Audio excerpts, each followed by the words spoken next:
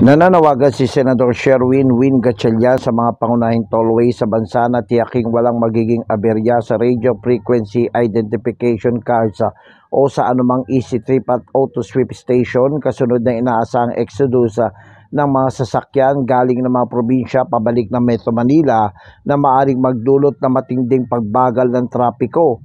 Ginawa ni Gatchalian ang pahayag matapos na mangamba ang Metro Manila Development Authority o MMDA na inaasahang dagsaan ng mga sasakyan ngayong araw, Enero 2, isang araw bago ang pasukan.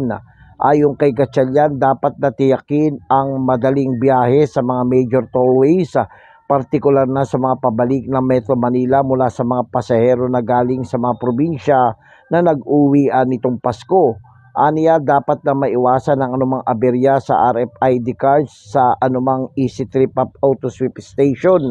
Sinabi rin ng senador na habang maganda ang karanasan ng mga motorista sa paggamit ng mga pangunahing tollways tulad ng South Expressway, North Expressway, Tarlac Pangasinan La Union Expressway at Subic Clark Tarlac Expressway at iba pa, mayroon pa rin aniyang nagrereklamo ng traffic build-up sa ilang mga toll gate.